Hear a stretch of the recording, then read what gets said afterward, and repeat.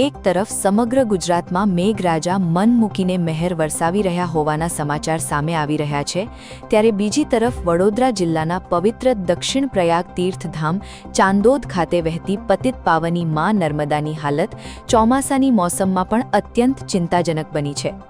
ચોમાસાના દિવસોમાં જ્યાં નર્મદા નદી તેના રૌદ્ર અને ભવ્ય સ્વરૂપમાં જોવા મળતી હોય છે, ત્યાં આજે નદી માત્ર પાતળા સર્પાકારે વહેતી નજરે પડતા સ્થાનિકો, શ્રદ્ધાળુઓ અને નાવિકોમાં ચિંતાનો માહોલ સર્જાયો છે. તાજેતરમાં છોટાઉદેપુર જિલ્લામાં પડેલા સારા વરસાદના કારણે ઉચ્ચ અને ઓરસંગ નદીઓનું પાણી નર્મદામાં ભળતા આ સિઝનમાં પ્રથમ વખત નર્મદામાં નવા નીર આવ્યા હતા. નવા નીરના આગમનથી ચાંદોદ સહિત સમગ્ર પંથકમાં ખુશીની લહેર ફરી વળી હતી અને તીર્થધામના ઘાટો ફરી જીવંત બન્યા હતા. પરંતુ આ ખુશી ક્ષણિક સાબિત થઈ છે. ઉપરવાસમાં વરસાદ ખેંચાતા નર્મદામાં આવેલા નવા નીર ઝડપથી ઓસરી ગયા છે. બીજી તરફ સરદાર સરોવર ડેમમાંથી છોડવામાં આવતા પાણીની જાવકમાં પણ ઘટાડો કરવામાં આવતા નર્મદાના જળ પ્રવાહ પર સીધી અસર જોવા મળી રહી છે. હાલની સ્થિતિ એવી છે કે ચાંદોદના ઐતિહાસિક ઘાટો પાસે પાણીમાં ડૂબેલી રહેતી પથ્થરની પાટો અને રેતીના બેટ ખુલ્લા પડી ગયા છે. ચોમાસાની મોસમમાં નર્મદાના કિનારે જોવા મળતું આ દ્રશ્ય સ્થાનિકો માટે આશ્ચર્ય અને ચિંતાનો વિષય બન્યું છે. નર્મદા નદીના જળસ્તરમાં આવેલા નોંધપાત્ર ઘટાડાના કારણે દરરોજ હજારોની સંખ્યામાં દર્શન અને સ્નાન માટે આવતા શ્રદ્ધાળુઓ તેમજ પર્યટકો પણ નિરાશ થઈ રહ્યા છે. નદીના ઓછી જળરાશિને કારણે ચાંદોદની ધાર્મિક અને પર્યટન પ્રવૃત્તિઓ પર પણ અસર જોવા મળી રહી છે. સૌથી વધુ ફટકો નદી પર નિર્ભર નાવિક શ્રમજીવીઓને પડ્યો છે. નર્મદાના મુખ્ય જળ પ્રવાહમાં પાણી ઓછું હોવાથી હોડીઓનું સંચાલન મુશ્કેલ બન્યું છે, જેના કારણે અનેક પરિવારોની રોજીરોટી પર સંકટના વાદળો ઘેરાયા છે. ચોમાસાની મોસમ હોવા છતાં નર્મદા નદીમાં સર્જાયેલા આ જળ સંકટને લઈને સ્થાનિકોમાં ભારે ચિંતા વ્યાપી છે.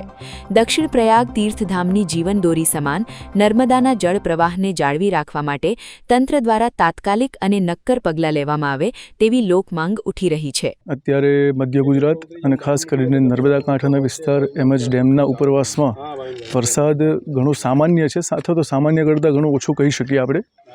તો નદીમાં જે અત્યારે પ્રવાહ હોવો જોઈએ આ સિઝનમાં એ અત્યારે પ્રવાહ દેખાઈ નથી રહ્યો અને એના કારણે નર્મદાજી પર નભતા લોકો, એમાં નાવિક શ્રમજીવી મંડળ પણ આવી જાય, ઘણા બધા બ્રાહ્મણો પણ જે દરેકે દરેક તીર્થસ્થાનમાં તમને જોવા મળે છે, જેમના કારણે અહીંયા ઘણા બધા શ્રાદ્ધાદિક કર્મો એવં અન્ય પૂજા કર્મો પણ થતા હોય છે.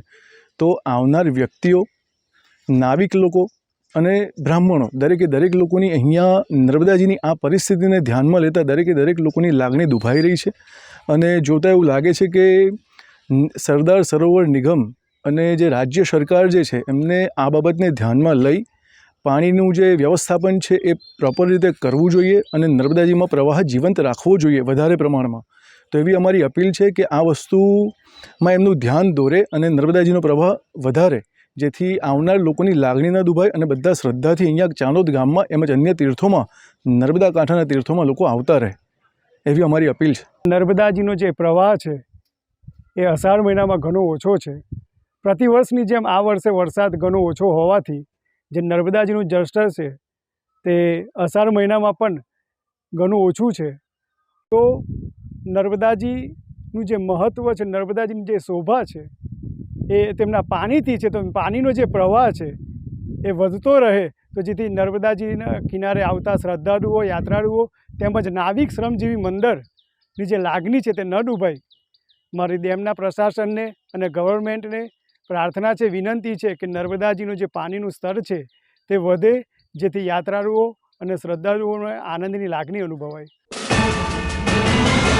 YouTube પર KNK મીડિયા નેટવર્કને સબસ્ક્રાઇબ કરો, Facebook અને Instagram પર ફોલો કરો અને દરેક પોસ્ટને લાઇક અને શેર કરવાનું ભૂલશો નહીં.